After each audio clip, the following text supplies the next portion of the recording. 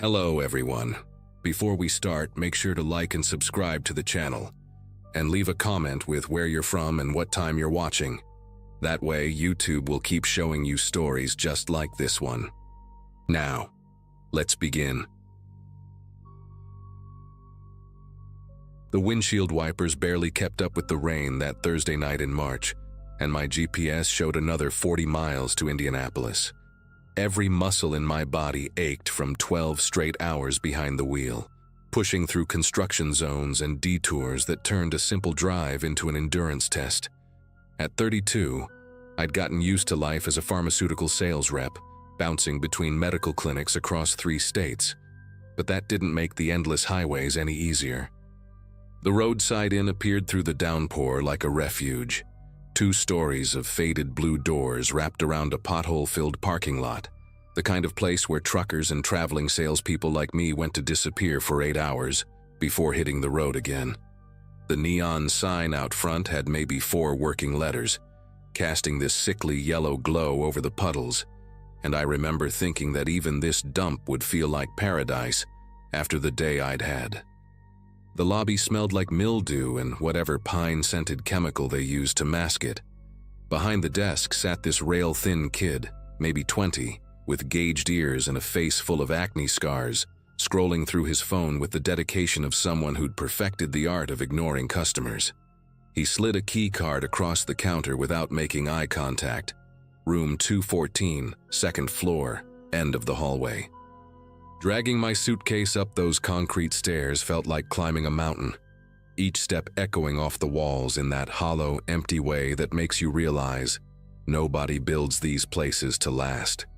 Room 214 sat wedged between a vending machine that rattled like it was trying to escape and what looked like a maintenance closet with a water-stained "Do Not Enter" sign hanging by one piece of tape. The second I opened my door, I heard them. Voices from room 216, already raised in anger. The woman's cigarette-rough voice cut through the wall like a rusty knife, while the man's words stumbled over each other, thick with alcohol and rage. I tried to ignore them at first, focusing on peeling off my rain-soaked jacket and kicking off shoes that squelched with every step. The room was exactly what you'd expect for $59 a night. A queen bed with a comforter that had mysterious stains despite being supposedly clean, a tube TV from the 90s bolted to the dresser, and carpet that had probably been beige once but now existed in some indefinable color, between brown and gray. The arguing next door escalated while I unpacked my overnight bag, their words becoming clearer through the paper-thin walls. She kept screaming about some woman named Vanessa, accusing him of meeting her at the truck stop, while he roared back that she was paranoid and crazy. Then came the crash, something heavy hitting their wall so hard that my mirror rattled. A door slammed, and suddenly their fight spilled into the hallway, her shrieking echoing off every surface while his boots stomped back and forth on that industrial carpet. Through the peephole, I watched them in that fishbowl distortion. She was maybe 45, wearing a faded Harley-Davidson tank top that exposed arms covered in blurry tattoos, her bleached hair hanging in greasy strands around a face twisted with fury.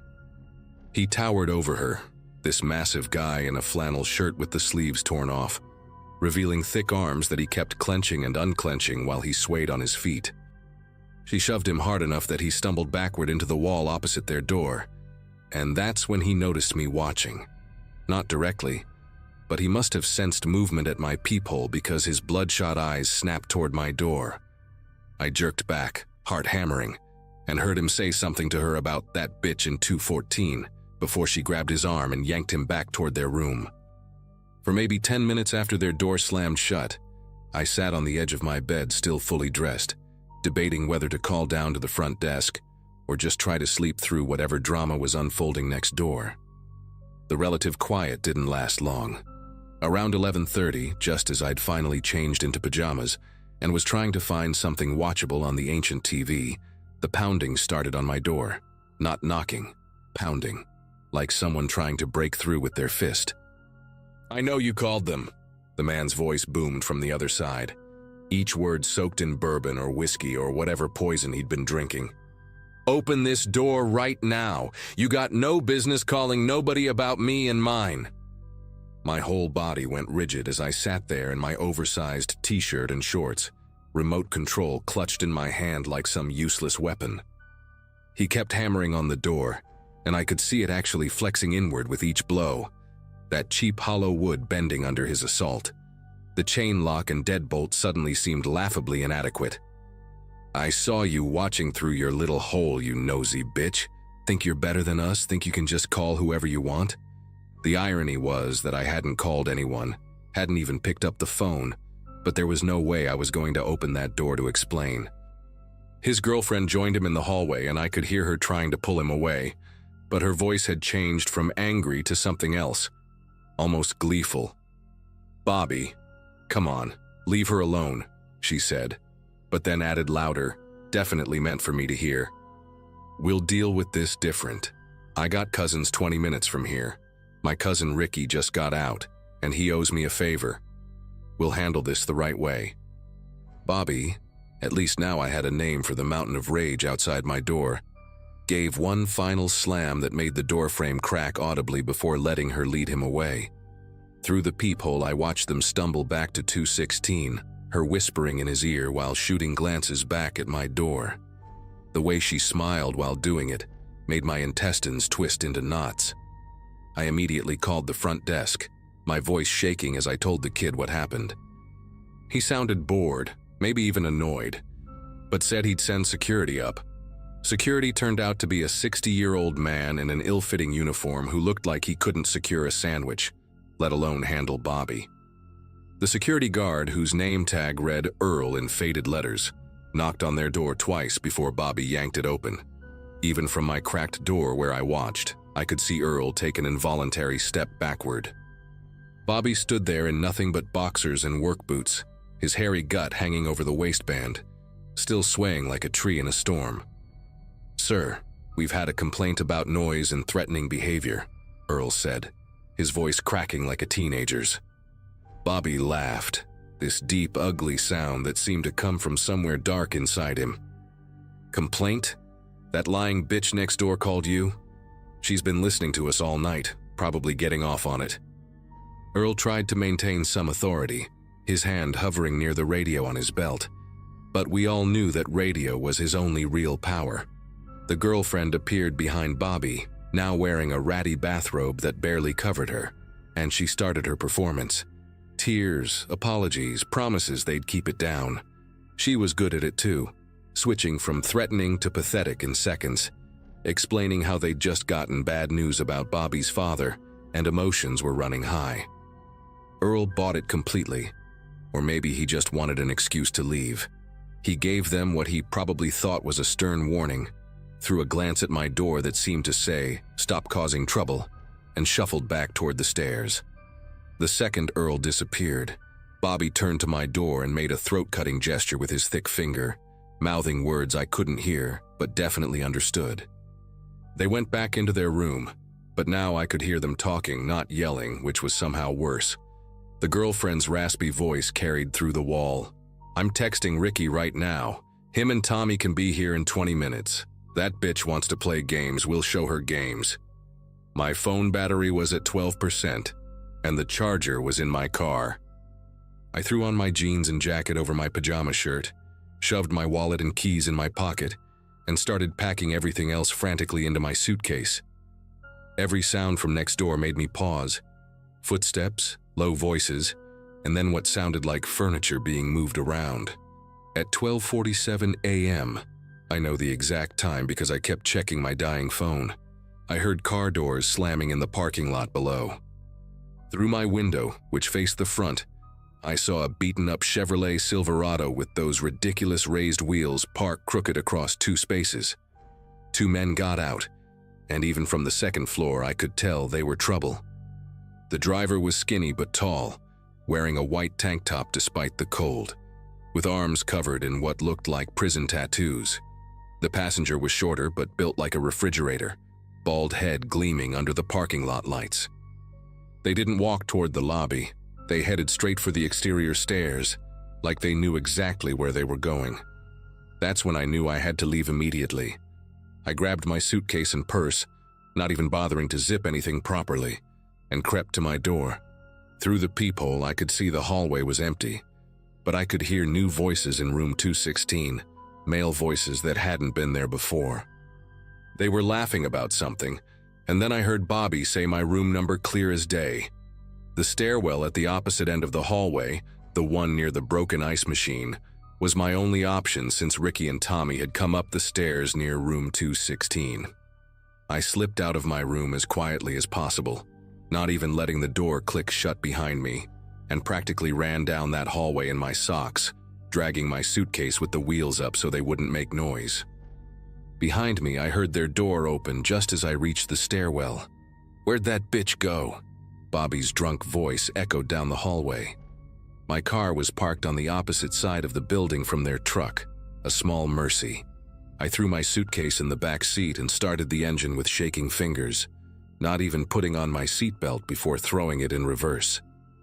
As I pulled out of the parking lot, I saw them in my rearview mirror. 4 figures standing in the second-floor hallway outside my room, Bobby's massive frame unmistakable even from a distance.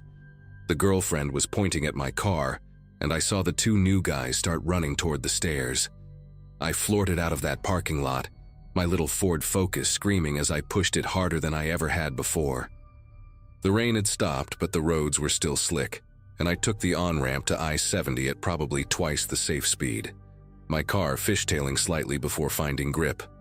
For the first 5 miles, I kept checking my mirrors obsessively, convinced I'd see that jacked-up Silverado's headlights bearing down on me any second. Every pair of high beams made my chest tighten until they passed or turned off.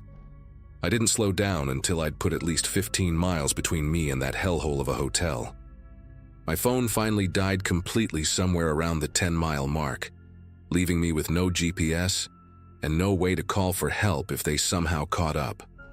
But I knew there was a 24-hour truck stop about 30 miles ahead. I'd stopped there for coffee on my way through before. I made it there in under 20 minutes, probably collecting several speeding tickets from traffic cameras I was too panicked to care about.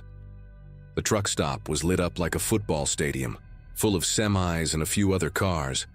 Blessed normalcy after the nightmare I'd just escaped.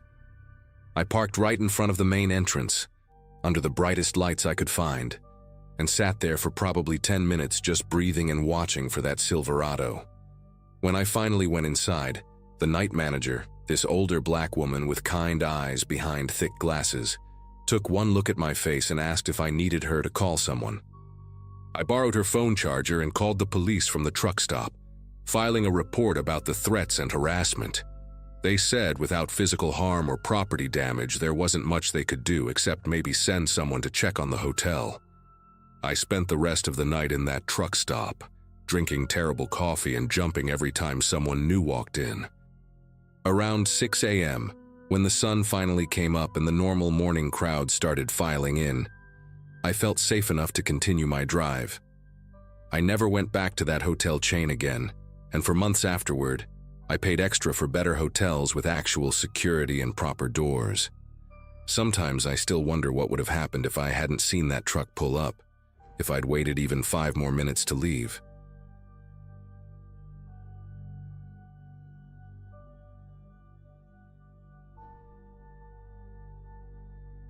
I'd been manning the front desk at the Starlight Motor Lodge for about 6 months when it happened. 22 years old, drowning in student loan debt from a community college degree that wasn't getting me anywhere. I needed whatever work I could find. The overnight shift paid an extra $3 an hour, and honestly, sitting alone in a quiet lobby from 11 p.m. to 7 a.m. seemed like a decent deal.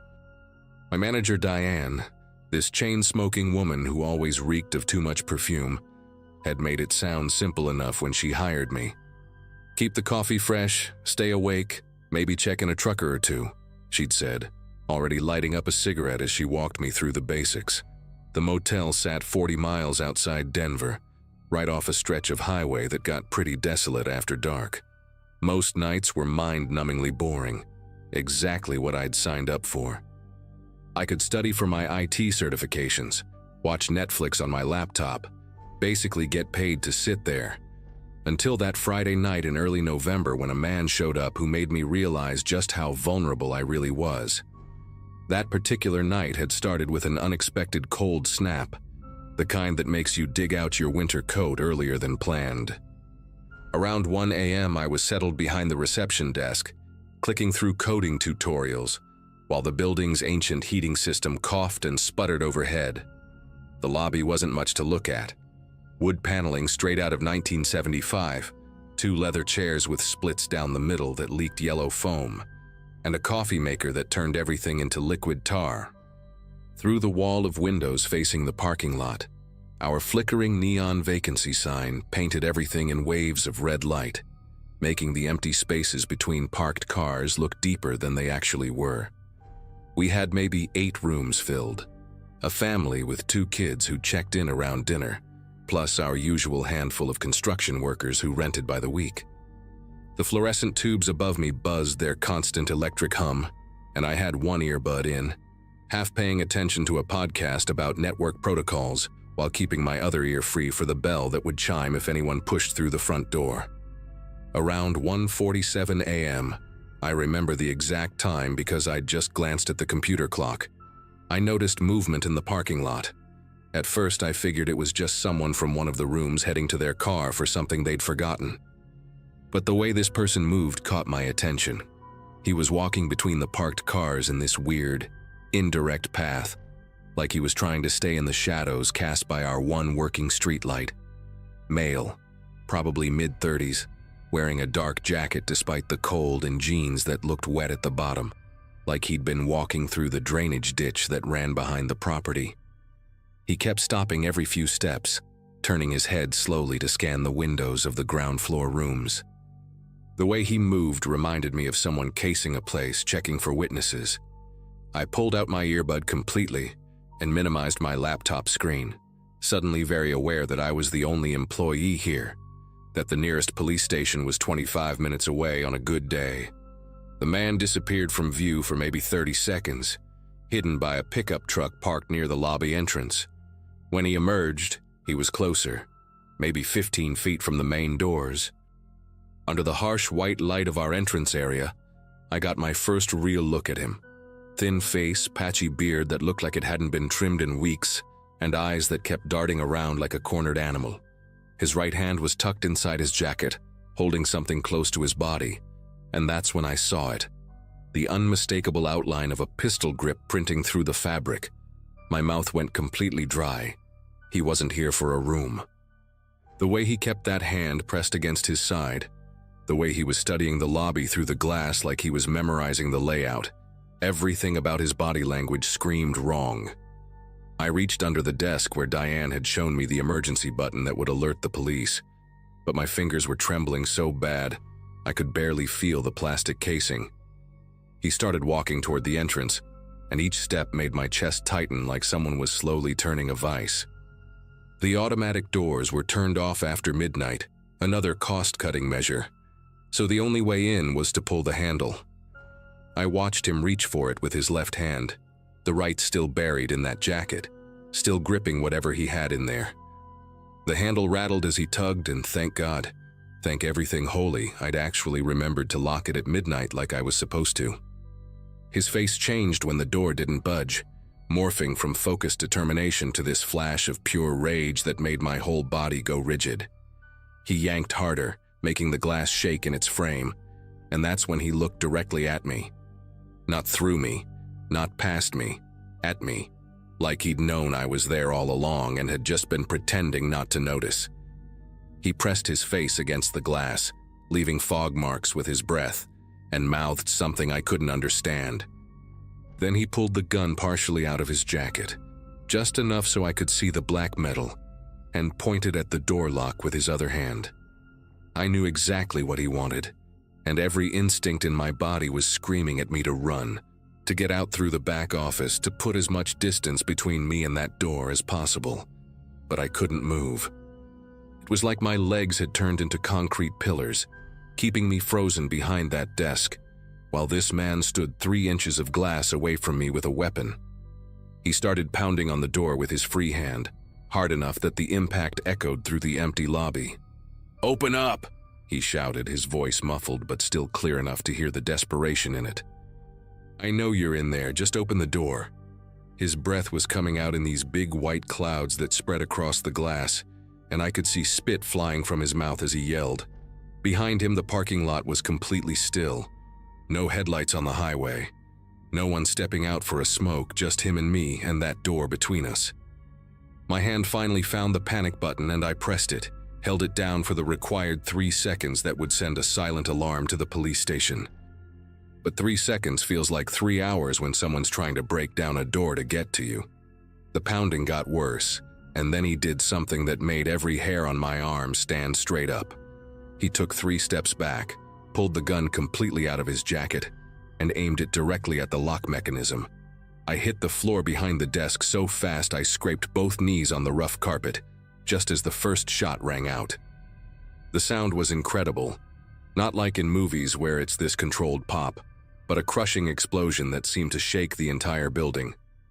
Glass didn't shatter everywhere like I expected.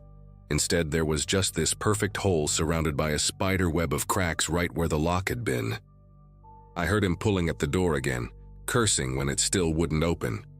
The deadbolt at the top was still engaged, the one I'd flipped out of habit even though Diane always said one lock was enough. From my position on the floor, I could see under the desk to where his feet were shuffling outside, kicking at the bottom of the door frame like he was trying to force it off its track. Then came the second shot, aimed higher, and this time a chunk of glass did fall, scattering across the lobby floor in pieces that caught the red neon light like broken rubies. I army crawled toward the back office, my phone in my pocket pressing hard against my hip, remembering suddenly that I had it, that I could call 911 myself instead of just hoping that silent alarm actually worked. Behind me, I heard him reaching through the hole he'd made, grunting as he tried to find the deadbolt from the inside. His arm wasn't long enough. The bolt was set too far from the door frame, and his frustrated screaming was getting louder, more unhinged. "You think you're smart," he kept shouting. "You think this is gonna stop me?" I made it to the office doorway and pulled out my phone, my fingers slipping on the screen as I tried to unlock it. Through the doorway, I could see him pulling his arm back out, and then he started shooting again. 3 more shots in rapid succession, each one punching another hole through the glass, expanding his reach. The sound of my own breathing was so loud in my ears I could barely hear the dispatcher when the call connected. 911, what's your emergency?" The woman's voice was calm, professional, everything I wasn't in that moment.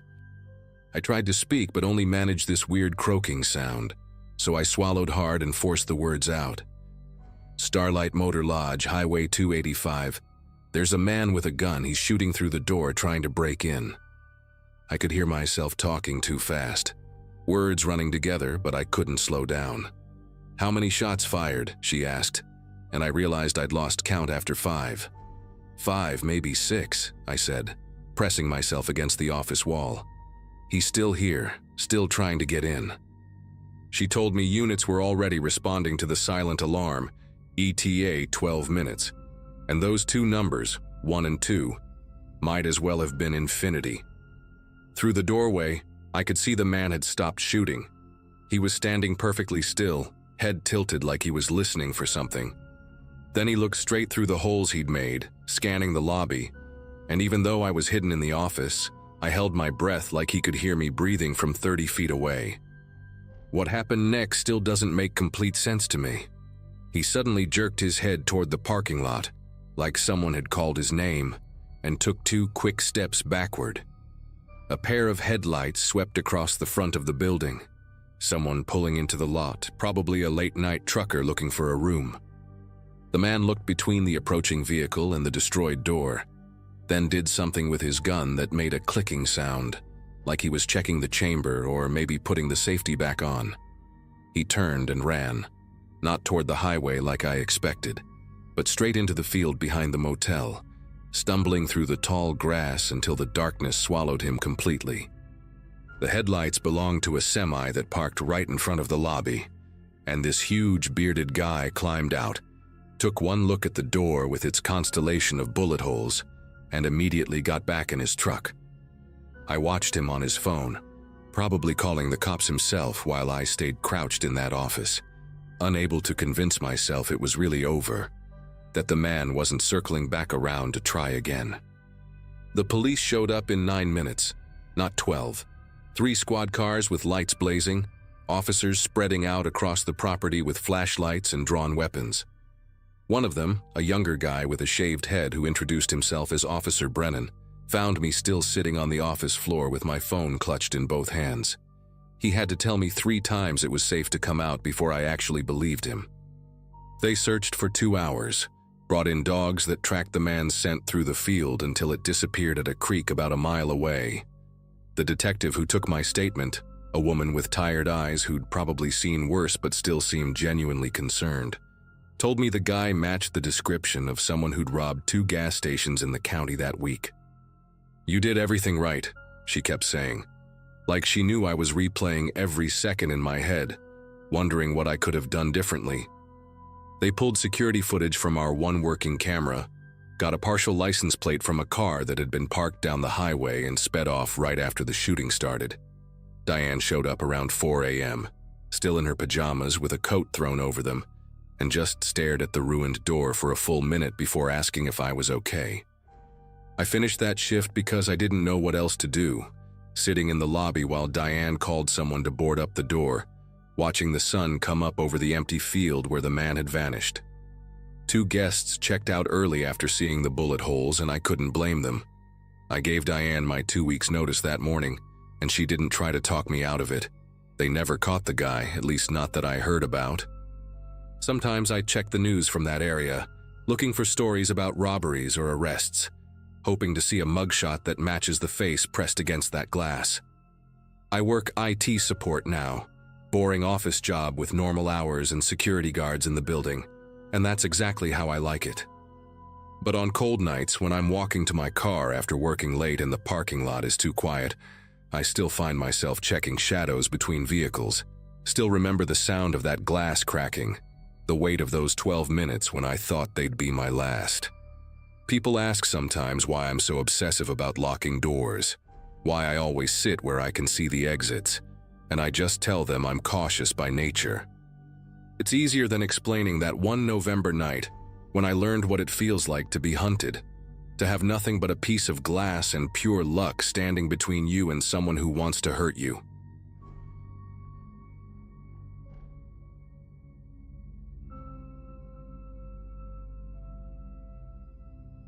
Four of us had booked a suite at the Grandview Hotel downtown for Ashley's bachelorette weekend in early October 2022. I was the maid of honor, and honestly, I'd been planning this trip for months. Ashley and I had been best friends since college, and the other 2 girls, Megan and Jenna, were her cousins from California. The Grandview wasn't exactly 5-star luxury, but it had this trendy rooftop bar and a nice lobby area with live music on weekends. We'd gotten there Friday afternoon, dumped our bags in the room on the 8th floor, and immediately started getting ready for the night. The plan was simple: dinner at that fancy steakhouse across the street, then bar hopping until we couldn't walk straight anymore. You know how these weekends go, or at least how they're supposed to go. The lobby bar was packed when we came back around 9 that night, deciding to have a few drinks at the hotel before heading out again. There was this jazz trio playing, and the atmosphere was actually pretty great. We grabbed a table near the windows, ordered a round of cosmopolitans because Ashley insisted on being classic, and that's when we started chatting with the group at the next table. 3 guys and 2 women, all dressed like they'd come from some corporate event. They introduced themselves as consultants from Chicago, in town for a conference. The one who did most of the talking, Brandon, had this polished way about him. Expensive watch, perfect teeth, kept buying rounds for everyone. His colleague, a woman named Claire, was telling us about all the best clubs in the city, writing down addresses on cocktail napkins. They seemed normal enough, maybe a little too eager to party with us, but nothing that raised any red flags at the time. We ended up staying at that bar way longer than planned, probably until midnight or so. Ashley was having a blast, doing these ridiculous poses for photos with everyone, including Brandon's group. At some point, Megan had to run up to the room because she'd forgotten her ID, and Brandon actually offered to walk her up since he said he needed to grab something from his room too. She laughed it off, said she was fine, but he kept insisting it wasn't safe for a woman alone in the elevators that late. Eventually, one of his friends, this quiet guy named Paul, told him to knock it off, that he was being weird. We all laughed about it.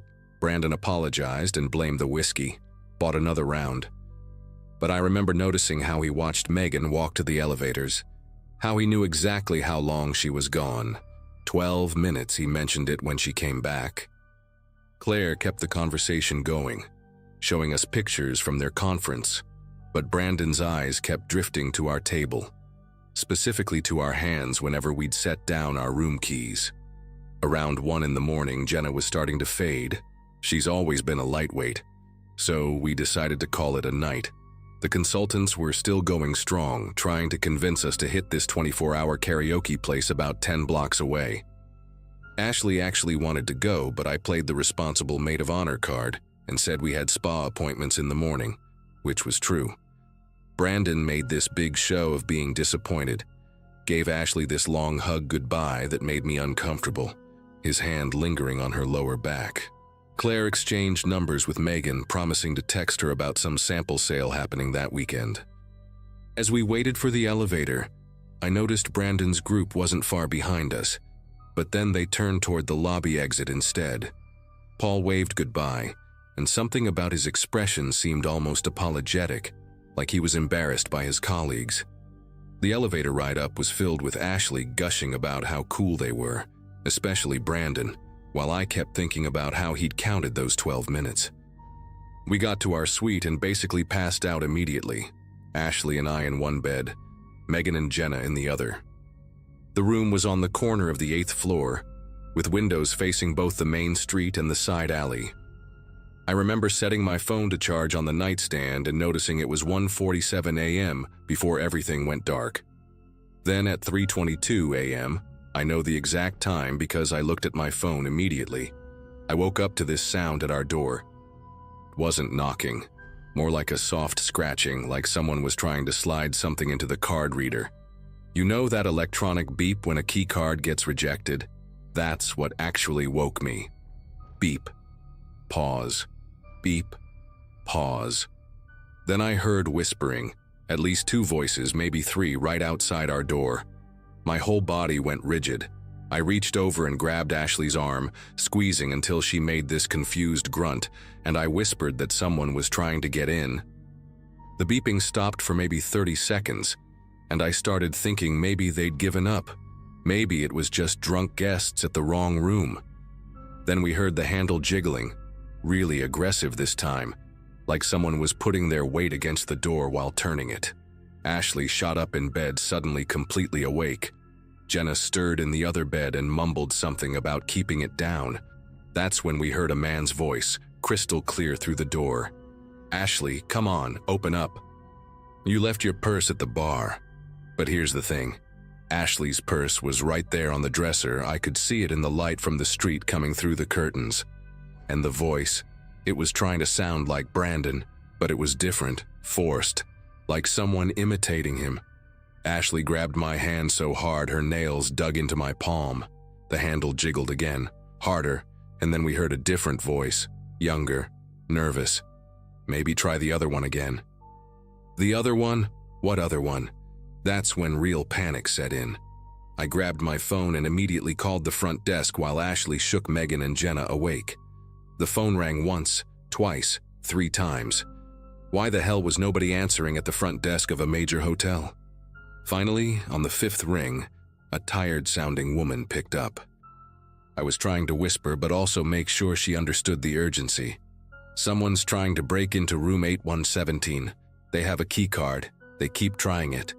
Please send security now." She asked me to repeat the room number, and in those few seconds of me talking louder, the noises outside stopped completely. Dead silence. The woman said security would be right up, but I just knew, that whoever was outside had heard me on the phone. Megan was at the door now, looking through the peephole, and she suddenly jerked back like she'd been shocked. "There's someone standing right there," she whispered. "He's wearing something over his face like a ski mask. Jesus Christ, he's just standing there staring at the peephole."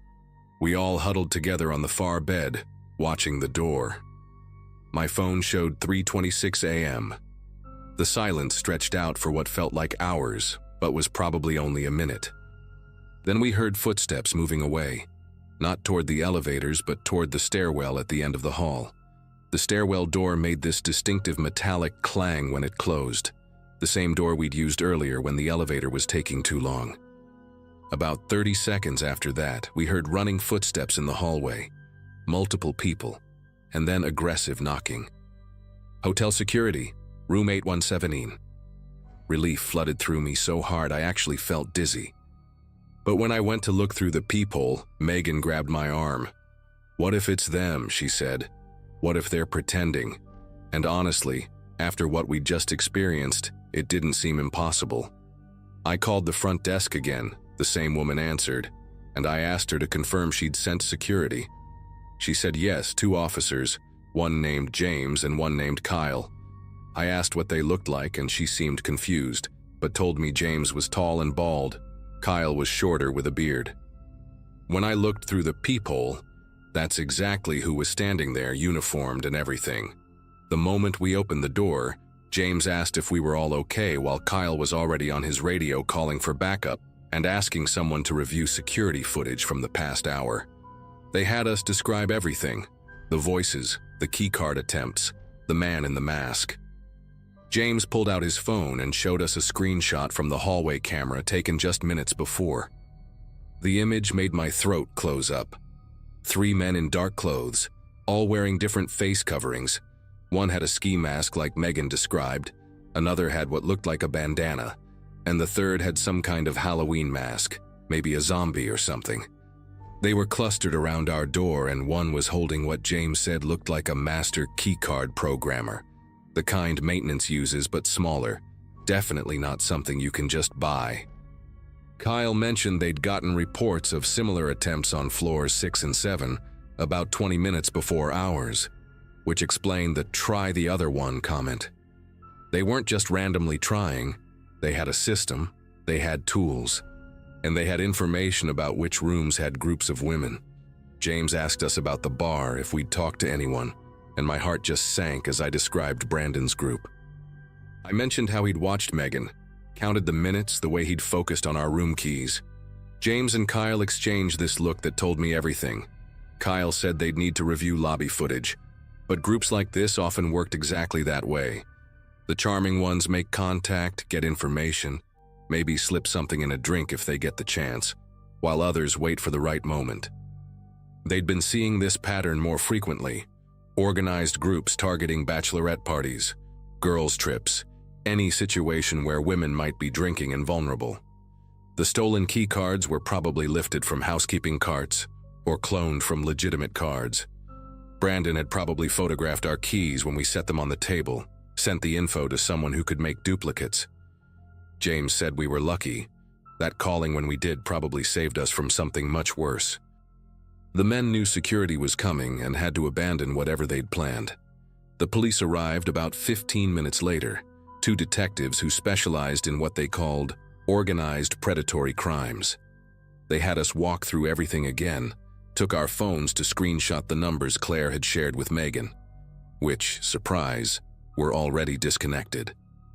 They found footage of Brandon's group leaving through the lobby, then 3 different men entering through a side door about an hour later. Here's what really got me. The detectives said one of them was wearing the exact same expensive watch Brandon had been wearing. They weren't even different people. It was the same group. They'd just changed clothes and put on masks. Claire was probably in on it too, keeping us distracted, gathering information about where we were from, how long we were staying, if we had boyfriends or husbands who might come looking. The detectives found their conference registration, but it was all fake. The company didn't exist. The names were aliases. The credit card used for their rooms was stolen. They'd checked out electronically at 2 a.m., probably right before attempting to get into our room.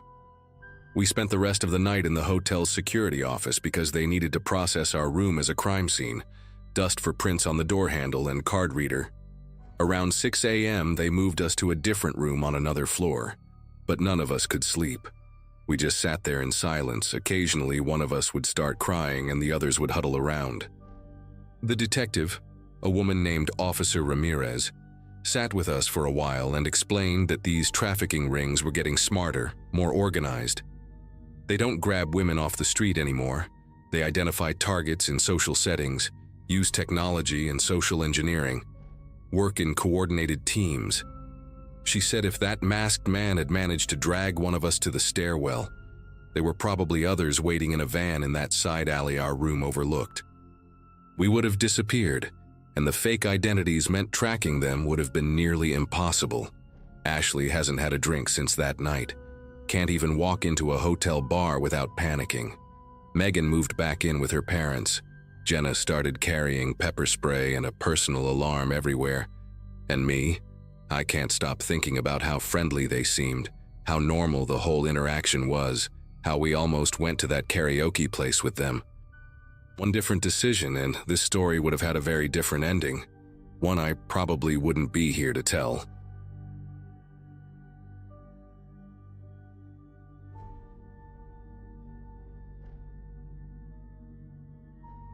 I was 16 when my family decided to take a vacation to Florida during spring break of 2017.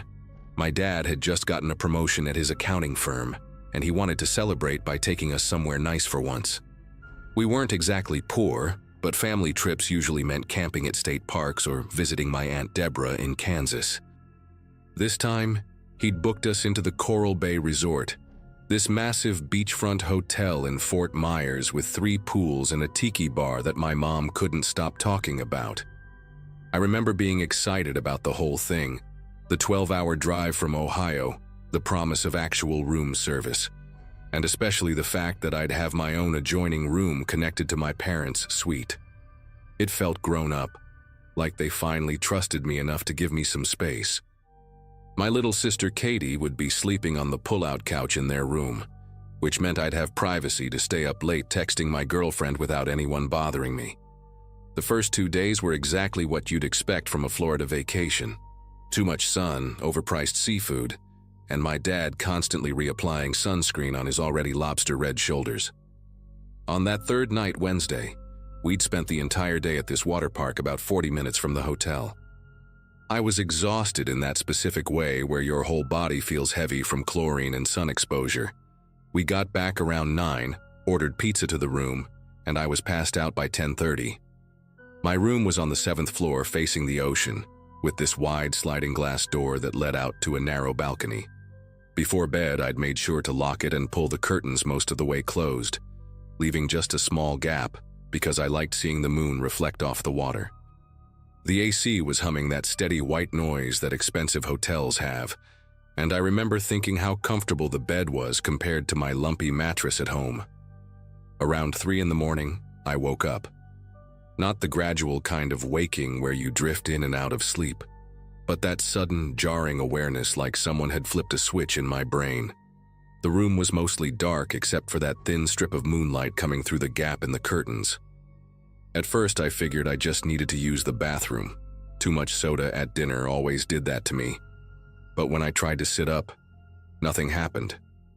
My brain was sending the signals. I could feel the intention to move, but my body stayed completely still.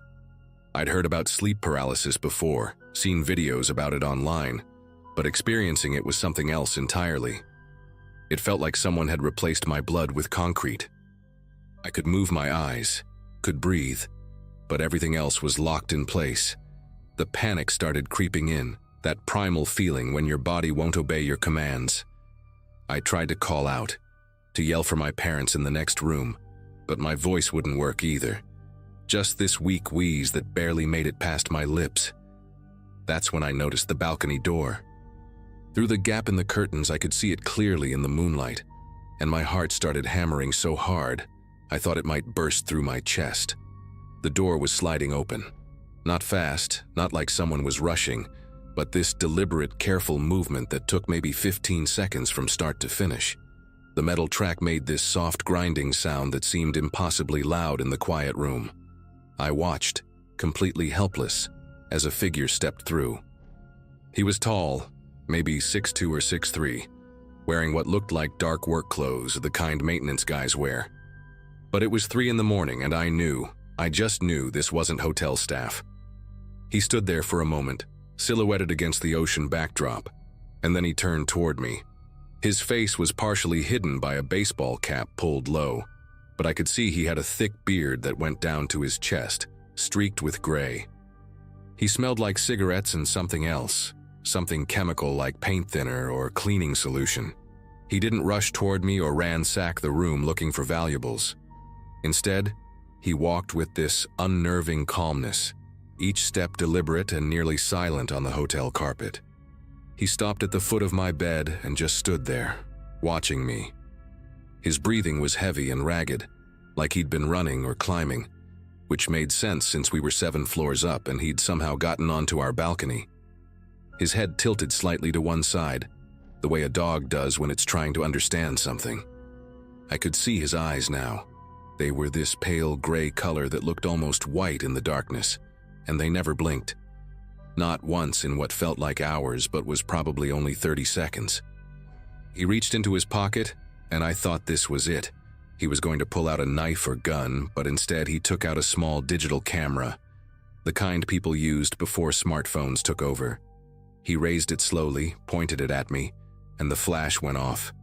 The sudden brightness was blinding, leaving purple spots dancing in my vision. After the photo, he moved closer, walking around to the side of the bed where I was lying. His boots left dark marks on the carpet. I could see mud caking off with each step, little clumps that would later prove I hadn't imagined this whole thing. He leaned down close enough that I could see the individual gray hairs in his beard, could smell the sourness of his breath. His lips moved like he was talking, but no sound came out, just these exaggerated mouth movements, like he was mouthing words in slow motion. His hand reached toward my face, fingers stained yellow from nicotine, nails dirty and jagged. Just as his index finger was about to touch my cheek, something inside me snapped. Whatever had been holding my body prisoner suddenly let go, and I screamed. Not a normal scream, but this raw, terrified sound that ripped out of my throat and probably woke up half the hotel floor. The man jerked back like I'd slapped him, his pale eyes going wide with what looked like genuine surprise. He stumbled backward, knocking into the dresser where I'd left my phone charging.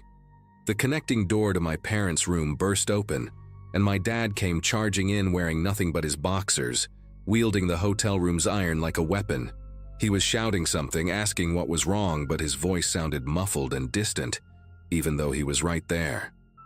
I pointed at the man, tried to say, "There's someone here," but my dad was already scanning the room, flipping on every light switch he could find. The sudden brightness made me squint, and in that split second of adjustment, the intruder moved, not toward the door to the hallway like you'd expect, but back toward the balcony. He was fast for someone his size, practically diving through the sliding door. My dad ran after him, yanked the curtains fully open, and stepped out onto the balcony. I could hear him yelling, looking over the railing, checking both directions, but there was nothing. No rope, no ladder, no indication of how someone could have gotten up or down from a 7th floor balcony. My mom and Katie crowded into the room, my sister crying and my mom's face pale with worry.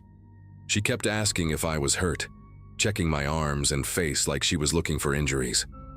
My dad came back inside, his expression a mix of confusion and anger. He wanted to believe me.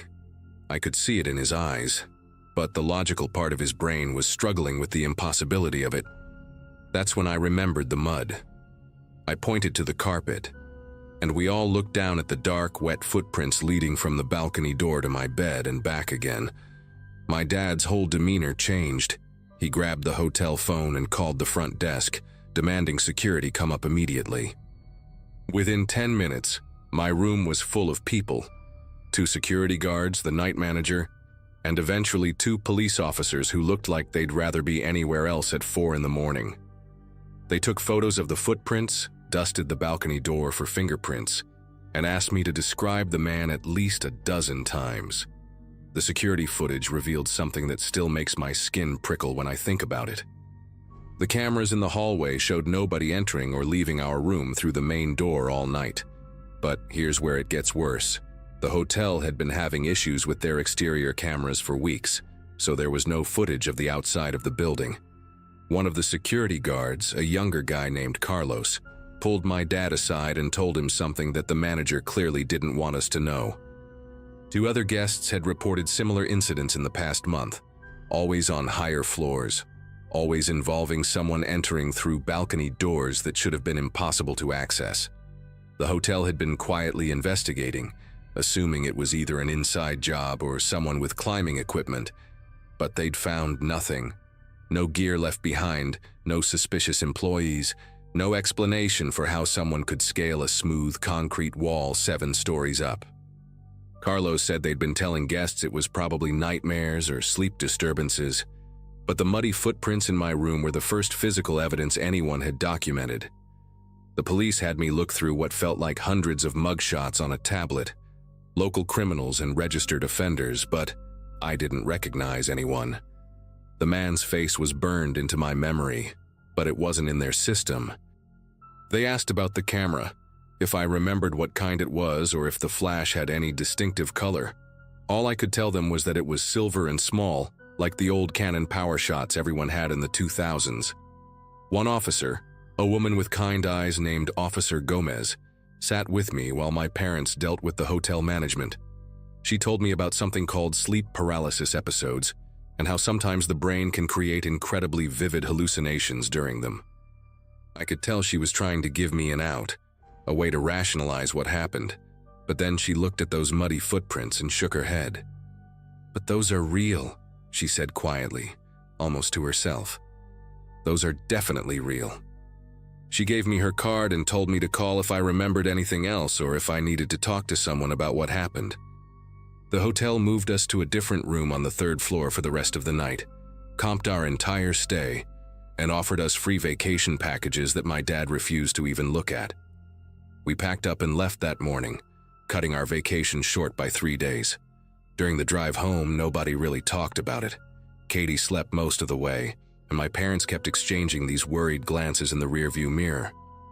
I spent the entire 12 hours searching online for anything about the Coral Bay Resort, finding scattered posts on travel forums about strange experiences and unexplained visitors that the hotel had apparently been pretty good at keeping quiet. One post from 2016 described almost exactly what happened to me: the sleep paralysis, the balcony entrance, even the old digital camera. The person said they'd hired a private investigator afterward, who discovered that a maintenance worker had been fired from the hotel in 2015 for inappropriate behavior, but still had copies of master key cards and potentially building blueprints.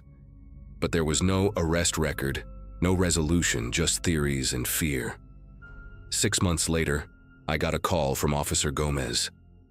They'd arrested someone, a former hotel employee named Eugene Watts, who'd been living in a van in the hotel's overflow parking lot, the one they used for staff vehicles behind the main building. He had climbing gear, multiple cameras with hundreds of photos of sleeping guests, and a notebook with room numbers and dates. He'd been a maintenance supervisor for 8 years before being fired for entering guest rooms without authorization. He knew every blind spot, every camera angle, and had kept his keycard programmer when they'd let him go. The climbing equipment explained the balcony entrances. He'd been rappelling down from the roof, entering through balconies, taking photos, and then climbing back up. He'd been doing it for over 2 years. They found pictures of me on one of his cameras, that bright flash photo of me paralyzed in bed. Officer Gomez said he'd confessed to everything, claimed he just liked watching people sleep, liked the feeling of being invisible in their most vulnerable moments. He got 15 years. I still can't sleep in hotels without checking the balcony door 3 times and pushing a chair against it. And sometimes I wake up at 3 in the morning, my body tense, waiting for the sound of sliding glass.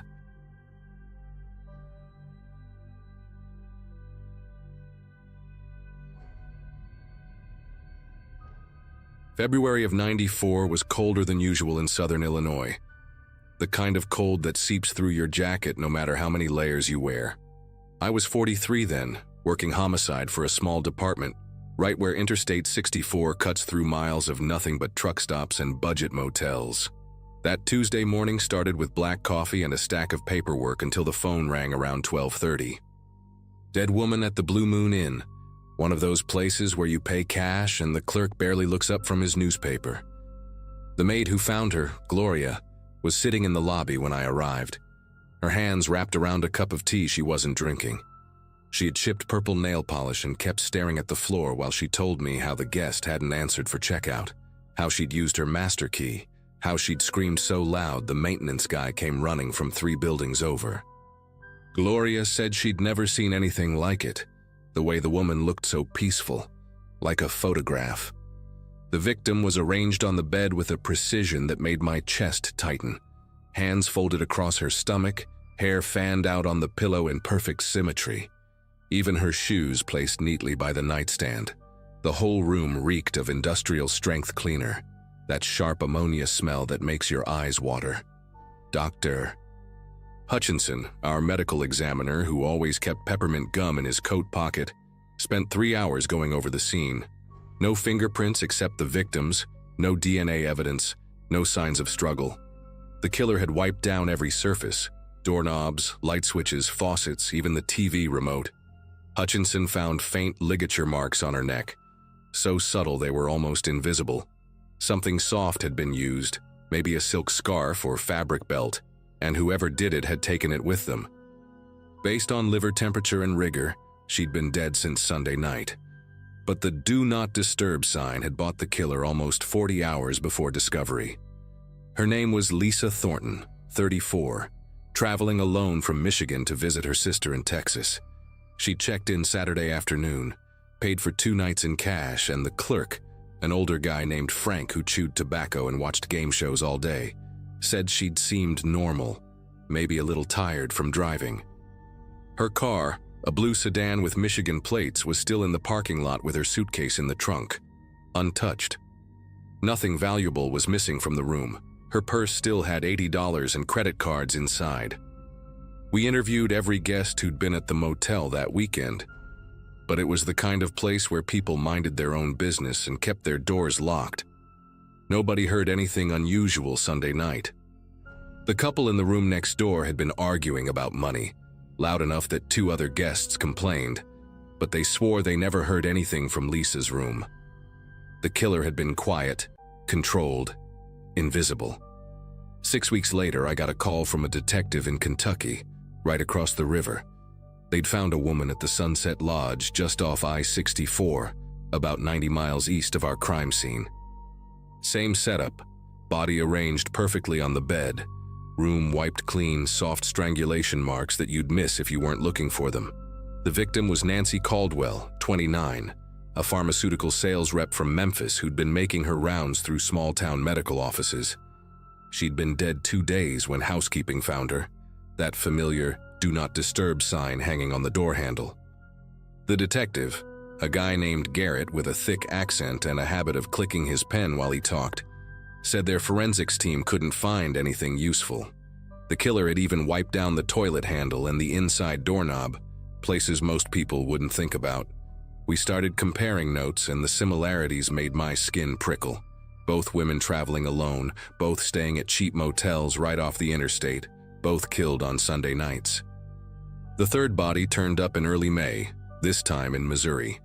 The Gateway Rest Stop, another budget motel that had seen better days, with peeling paint and a flickering neon sign missing half its letters.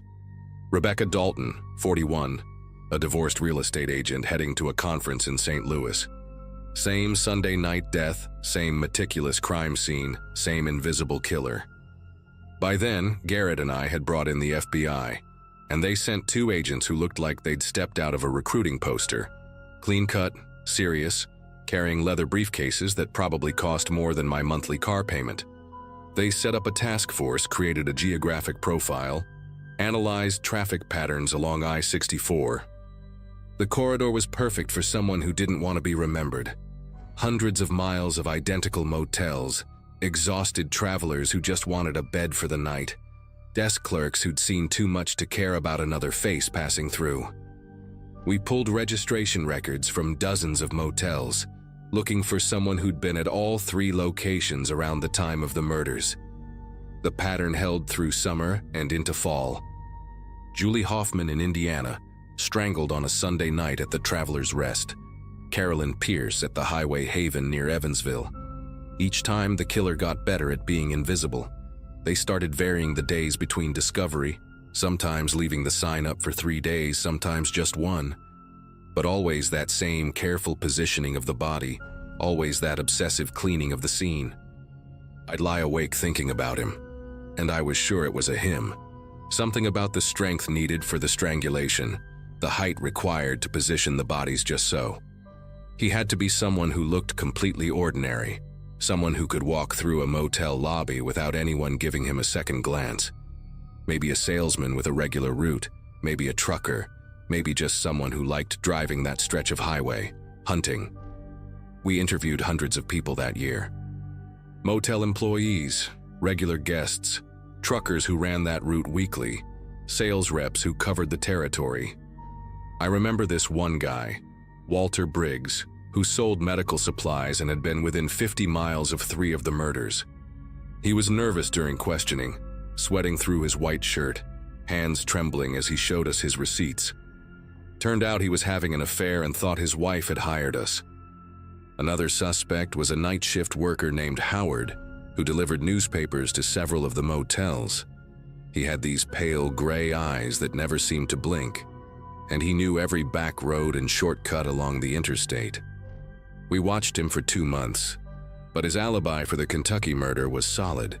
He'd been in the hospital getting his appendix removed. The FBI profiler, a woman named Agent Morse who wore her hair in a tight bun and took notes in shorthand, said we were looking for someone with above-average intelligence, possibly military or law enforcement background, someone who understood evidence and crime scenes. The worst part was talking to the families. Lisa Thornton's sister drove up from Texas, a small woman with the same red hair, who kept asking if Lisa had suffered. I told her it had been quick, which was probably true, but I couldn't tell her that her sister had been positioned like a doll, that someone had taken their time arranging her body after she was gone. Rebecca Dalton's teenage son, tall and awkward with braces, stood in my office without saying a word, while his grandmother explained they just wanted to know why. Julie Hoffman's husband broke down completely, said they'd been trying to have kids, that she'd been driving to see a fertility specialist. These weren't random victims to their families. They were real people with plans and hopes and favorite songs on the radio. But to the killer, they were just opportunities, women alone in the wrong place at the wrong time, perfect for whatever sick ritual he was performing. By December of '94, we had 6 bodies and no solid leads. The task force was meeting every week in a conference room that smelled like burnt coffee and frustration. We had a map on the wall with red pins for each murder, trying to find a pattern beyond the obvious. The murders were spaced out geographically, but all within a 300-mile stretch of I-64. The FBI brought in a computer expert who ran algorithms trying to predict the next location, but the killer wasn't following any mathematical logic we could find. Then we caught what we thought was a break. A desk clerk at a motel in Effingham, a young kid named Justin who was working nights to pay for college, called in about a guest who'd made him uncomfortable. The man had requested a room at the far end of the building, paid cash, and had been very particular about not wanting housekeeping. He'd been carrying a small black duffel bag and wearing maintenance-type clothes, the kind of generic blue work shirt that wouldn't stand out anywhere. Justin had noticed him because the guy had come back to the desk around midnight to buy a vending machine snack, and his hands had been red and raw, like he'd been scrubbing them repeatedly. The man had paid for the chips with exact change, counting out the coins carefully, and Justin said there was something mechanical about his movements, like he was concentrating on appearing normal. We rushed to the motel, but the guest had already checked out early that morning, leaving the room spotless. And I mean spotless. The cleaning staff said it looked like no one had even stayed there. The bed was made with military precision, the bathroom smelled of bleach, even the carpet had been vacuumed in perfect lines. We dusted for prints but found nothing. The registration card had a fake name and address, and the license plate Justin had written down belonged to a car that had been junked 2 years earlier. We staked out the motel for the next 3 Sundays, but he never came back. The 7th victim was discovered in January '95, but something was different this time. Angela Foster, 37, was found at the Riverside Inn near Vincennes, but she'd fought back. There were defensive wounds on her hands, skin under her fingernails, and the room showed signs of a struggle. A lamp knocked over, the curtains torn partially off the rod. The killer had still managed to clean most of the scene, but in his hurry, he'd left something behind. A partial footprint in blood near the bathroom door, size 10 work boot, common brand sold everywhere. More importantly, Angela had managed to scratch him deep enough to draw blood. We got DNA from under her nails, ran it through every database we had access to, but no matches. He wasn't in the system. The medical examiner said Angela had almost gotten away. There were bruises indicating she'd made it to the door before he caught her. She'd been a fighter, a personal trainer from Louisville who probably had more strength than he'd expected. After Angela, the murders stopped. Just stopped. We waited, watched, kept the task force running for another year. But nothing. We never caught him. That's the part that eats at me, even now, almost 30 years later. 7 women dead, and he just vanished. The FBI profiler thought Angela Foster had scared him, made him realize he was getting sloppy, taking too many risks. Maybe he moved his hunting ground somewhere else. Maybe he died. Maybe he just decided 7 was enough.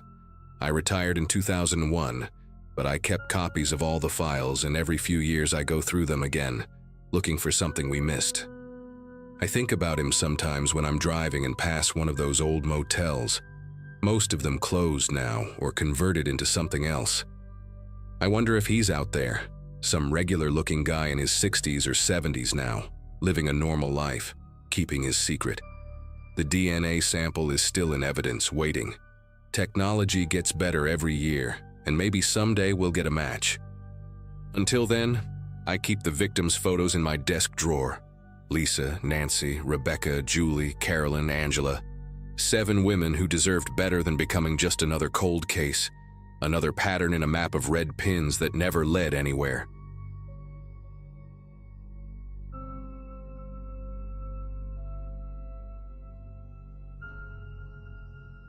The GPS kept recalculating as I searched for the Crossroads Inn somewhere outside Columbus, my eyes barely staying open after 12 hours behind the wheel. I'd left Philadelphia around noon after a client meeting that ran way too long, and now at nearly midnight, every mile felt like torture. I'm a regional sales manager for a medical equipment company. Basically means I live in hotels and conference rooms, shaking hands and explaining why our MRI machines are worth the investment. At 34, I'd gotten pretty good at the nomad lifestyle. Knew which rest stops had decent coffee, which hotel chains had the firmest mattresses. But that particular Wednesday in late September was testing every ounce of patience I had left.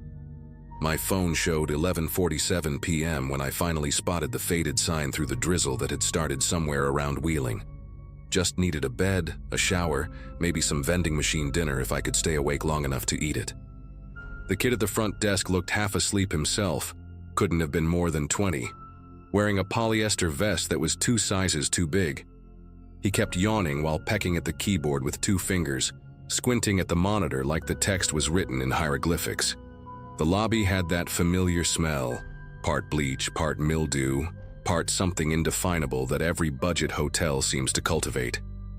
After what felt like an eternity of watching him hunt and peck, he finally slid a key card across the counter without even looking up. Room 237, 2nd floor, down the hall to the right. I grabbed my overnight bag, the one with the broken zipper I kept meaning to replace, and headed for the elevator. The hallways were completely silent except for the hum of ice machines and the distant sound of a TV bleeding through someone's door. When I got to 237, there was already a "Do Not Disturb" sign hanging from the handle, which struck me as weird, but I figured housekeeping just forgot to take it down. I swiped the card and heard that familiar electronic beep, the little light flashing green. The door clicked open and I pushed inside, fumbling for the light switch along the wall. The room was pitch black, but right away something felt wrong. The air was too warm, too lived in, like someone had been there for days. My fingers found the switch, and when the lights came on, my brain took a second to process what I was seeing. The bed was a complete mess, sheets twisted and thrown back, pillows scattered. There were clothes draped over the chair by the window, jeans, a leather jacket, work boots on the floor. A half-eaten pizza sat in an open box on the desk, and the TV was paused on some action movie I didn't recognize. Empty beer bottles lined the nightstand, and there was an open suitcase on the luggage rack with clothes spilling out of it. This wasn't a room waiting for me. Someone was already here. Had been here for a while by the looks of it.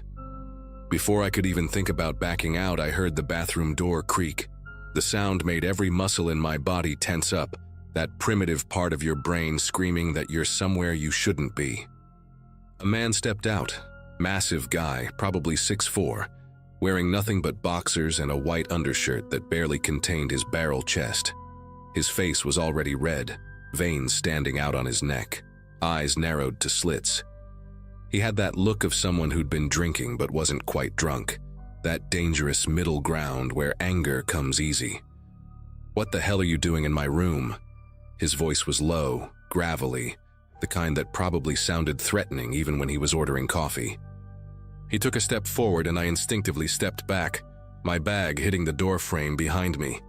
The key card was still in my hand, and I held it up like some kind of pathetic shield, trying to explain about the front desk, the mix-up, how I was just given this room number. "Get out. Get out right now, or I'm calling the cops." He reached for something on the dresser, his phone, and I saw his hands were covered in old tattoos, the kind that blur at the edges, probably done decades ago. But then he stopped, stared at me harder, and his expression changed from angry to something else, something worse. "Wait a minute. You're not just lost, are you? You've been watching me. I've seen you before, downstairs in the parking lot." I had no idea what he was talking about, tried to tell him I'd just arrived, just checked in 5 minutes ago, but he wasn't listening anymore. He moved closer, close enough that I could smell the beer on his breath mixed with something sharp, like menthol cigarettes. "You think I'm stupid? Think I don't notice when someone's casing my room?" His hand went to the dresser again, but this time he grabbed something else, a folding knife that he flipped open with practiced ease. The hallway behind me suddenly felt like the safest place in the world, and I stumbled backward through the doorway, my bag catching on the frame and spilling open. My laptop, folders, phone charger, everything scattered across the worn carpet. "I'm calling the front desk right now," I managed to say, my voice coming out higher than normal, already pulling out my phone. But he followed me into the hallway, still in his underwear, not caring who might see. "Yeah, you do that. Tell them how you broke into my room. Tell them how you've been following me." Other doors started opening. An elderly woman in curlers peeked out from 235. A younger couple emerged from 239, all of them staring at this scene unfolding.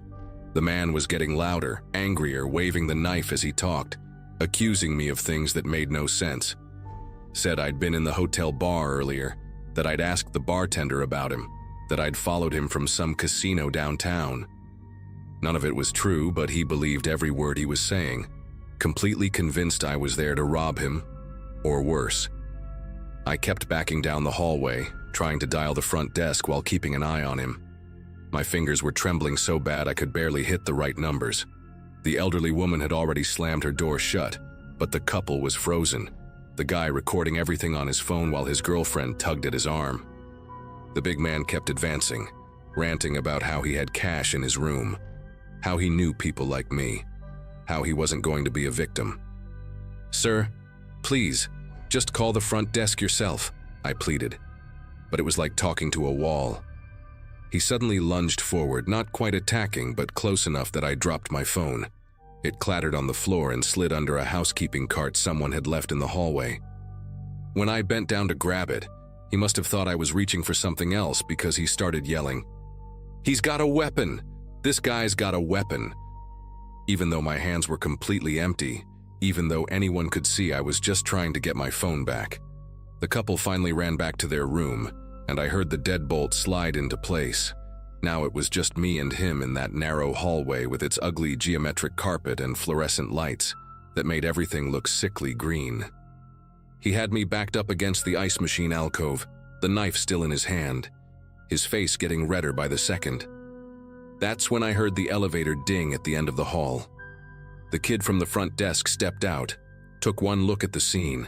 A half-naked giant with a knife, me pressed against the wall, belongings scattered everywhere, and immediately went pale.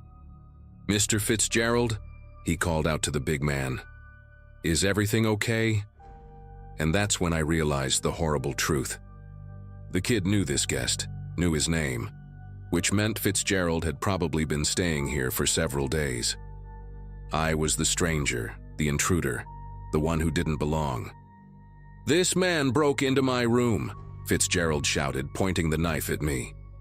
The desk clerk looked at me, confused, and I saw him pull out his phone, probably to call either security or the police, and I knew how this was going to look. Wait, I practically shouted at the kid. "You gave me the key card. Room 237, check your computer, check your system." The kid hesitated, looking between me and Fitzgerald, clearly not sure what to do. Fitzgerald took this moment to grab my scattered papers from the floor, holding them up like evidence. "Look at this, he's got all kinds of documents, probably fake IDs, credit cards. Check his bag." The way he was spinning the story, even I was starting to feel guilty, like maybe I had done something wrong. The kid was backing toward the elevator, keeping his distance from both of us. "Sir, I need you both to calm down. I'm calling my manager." But Fitzgerald wasn't having it. He threw my papers in the air, letting them flutter down like confetti, then kicked my laptop bag down the hall. "This piece of trash has been stalking me for 2 days. I want him arrested." 2 days. I'd been in Philadelphia 2 days ago, had the receipts to prove it. But who was going to listen to me now? That's when everything shifted into pure chaos.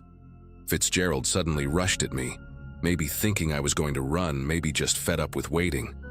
The knife was still in his right hand, but he reached for me with his left, grabbing a handful of my shirt. I could smell his sweat, see every broken blood vessel in his eyes, feel his breath hot on my face. Pure instinct kicked in, and I shoved him as hard as I could. He stumbled backward, his bare feet slipping on the smooth carpet, and crashed into a room service tray someone had left outside their door. Plates and glasses shattered, food went everywhere, and Fitzgerald went down hard, the knife skittering away under a door. The sound was tremendous in that enclosed space, like someone had dropped a whole kitchen's worth of dishes. More doors opened, more faces appeared, and someone started screaming. Fitzgerald was trying to get up, slipping on mashed potatoes or whatever it was, cursing and threatening to kill me. The desk clerk was frantically talking on his phone now, and I heard him say police and assault and give the hotel address. I did the only thing that made sense in that moment. I ran. Not toward the elevator where the clerk was standing, but to the stairwell at the opposite end of the hall. Behind me, I could hear Fitzgerald roaring, hear the desk clerk yelling for me to stop, hear doors slamming as guests locked themselves in. I took the stairs 3 at a time, my dress shoes sliding on the metal edges, one hand on the railing to keep from falling. My car keys were still in my pocket, thank God, but everything else, my laptop, my work files, my phone, was scattered all over that second-floor hallway. I burst through the exit door into the parking lot, the cool September air hitting my face like a slap. My rental car, a silver Nissan Altima, was parked near the back, and I sprinted for it, fumbling with the key fob. The locks clicked open just as I heard the stairwell door bang open behind me. Fitzgerald had followed, still in his underwear, barefoot on the asphalt, screaming threats and obscenities that echoed across the parking lot. I gunned the engine and peeled out of there, watching in the rearview mirror as Fitzgerald stood in the middle of the lot, illuminated by the harsh security lights, looking like some deranged character from a nightmare. My heart was hammering so hard I thought it might break through my ribs. I drove for maybe 20 minutes before pulling into a well-lit gas station, sitting there with the engine running, trying to figure out what to do. No phone, no laptop, no way to call anyone, or even check into another hotel. I ended up driving straight through to Cincinnati, found an all-night diner, and used their phone to call my credit card company to report my cards potentially compromised. The next morning, I called my boss from a payphone. They still had one at a truck stop, and tried to explain why I'd missed my morning meeting. 2 weeks later, a detective from Columbus called my office. They'd found my things and wanted to return them, but also wanted my side of the story.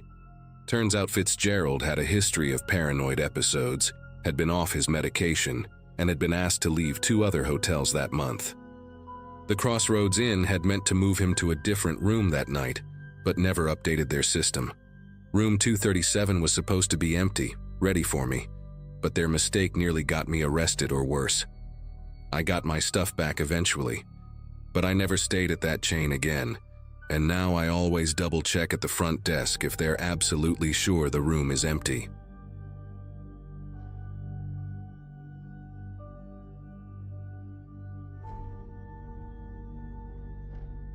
I had been on a short trip for work and decided to save money by staying at a mid-range hotel just off the highway. Nothing remarkable about the place, just a 4-story building with that faint smell of chlorine from the pool clinging to the lobby. I checked in late sometime after dinner and was honestly relieved to have a quiet night ahead of me. My routine back then was pretty simple. Finish my notes for the day, order something small from the vending machine, and collapse in front of the TV until I fell asleep. That night, though, I ended up outside a little longer than usual because I needed to grab a few things from my car in the back lot. Walking across the lot, I noticed a man in a dark jacket moving a few rows over. At first, I thought nothing of it. It wasn't unusual for guests to come and go.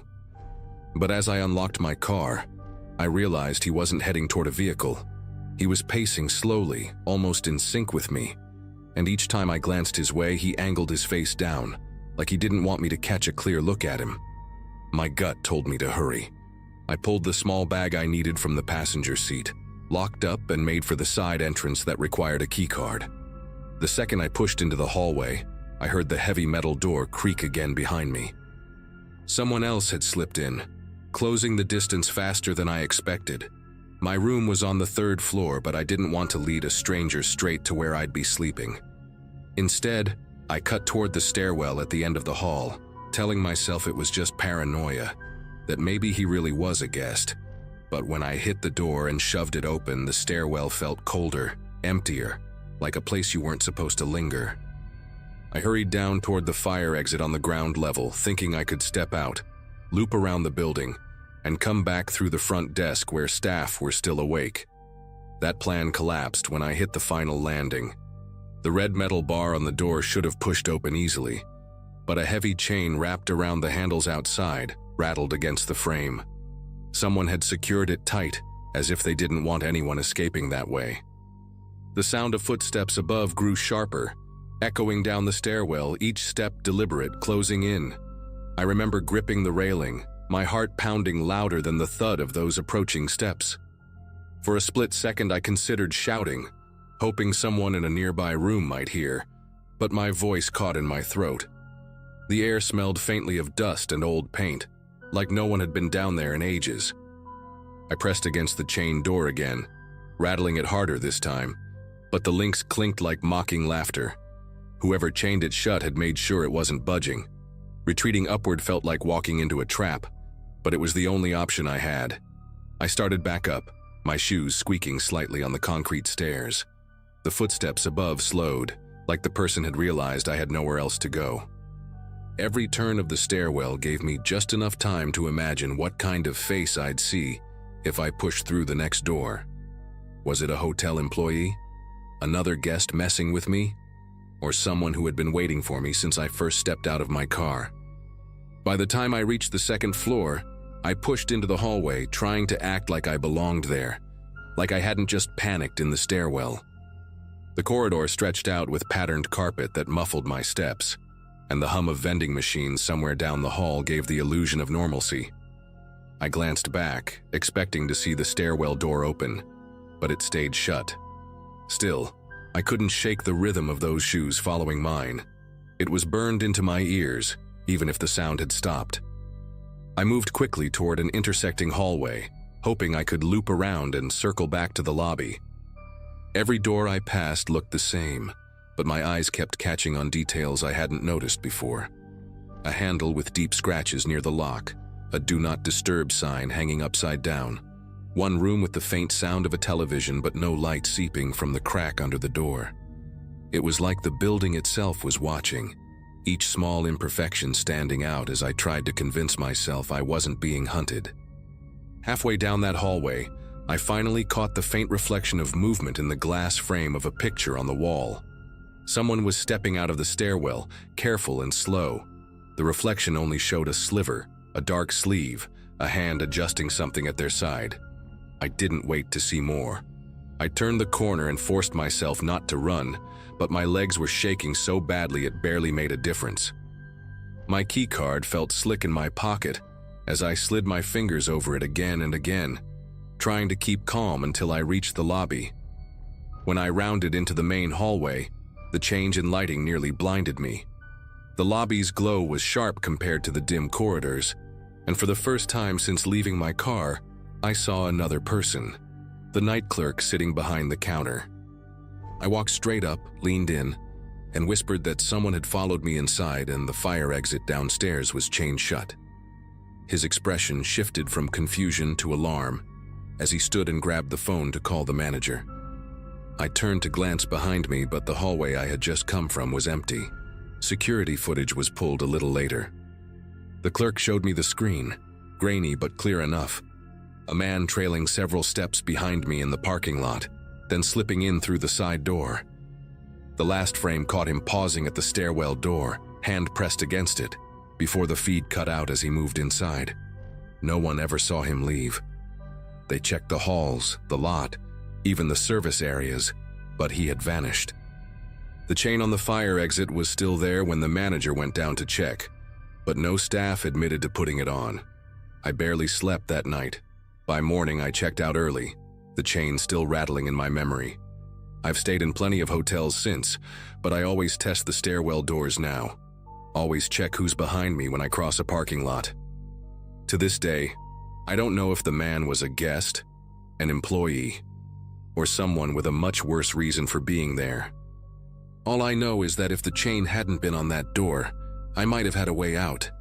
Instead, I walked back into the unknown, and I've never felt safe in a hotel hallway again.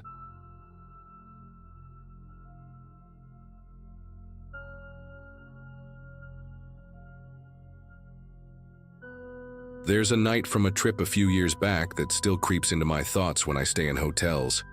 At the time, I was in my mid-20s, traveling with 3 close friends for a weekend getaway. We'd booked a modest downtown hotel, nothing luxurious, just a place with clean rooms and a decent lobby bar. That night we'd gone out, had a few drinks, and were heading back around midnight, still laughing about random things that had happened earlier in the evening. We piled into the elevator, the 4 of us half tired but still buzzing with that lighthearted mood. Just as the doors were about to close, a man slipped in. He was wearing a dark hoodie pulled low over his head. The strings tightened in a way that made his face hard to see.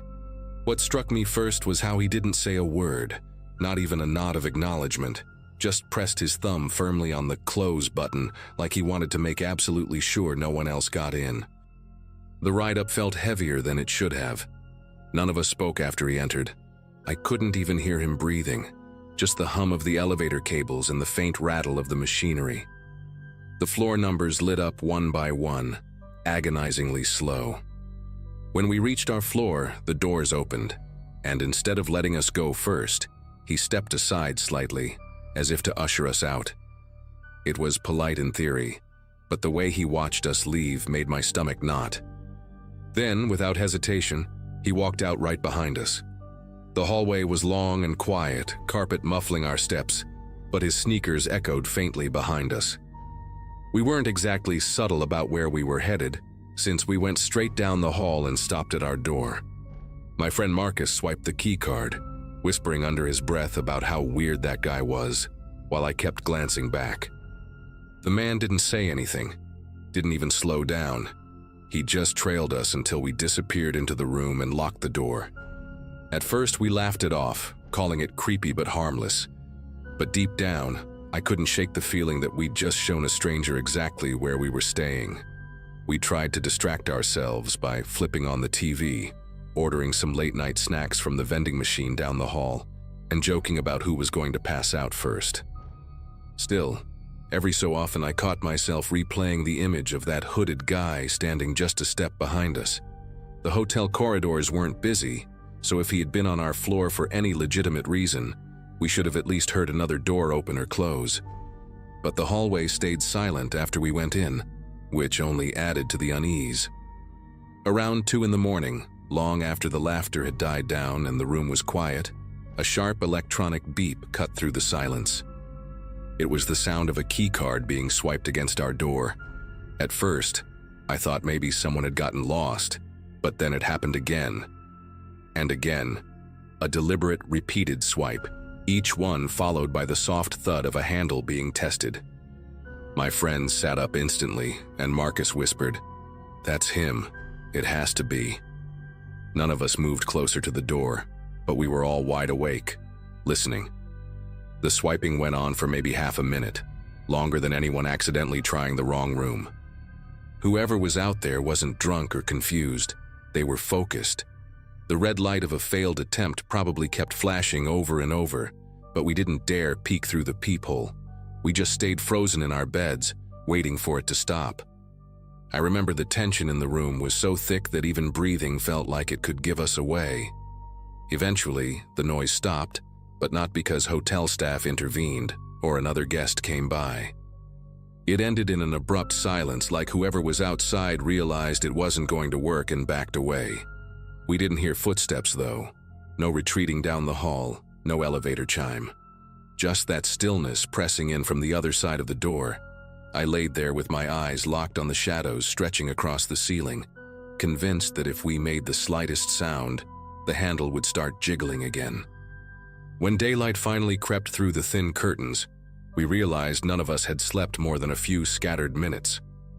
The fear of opening that door lingered, but eventually Marcus insisted we needed to check the hallway.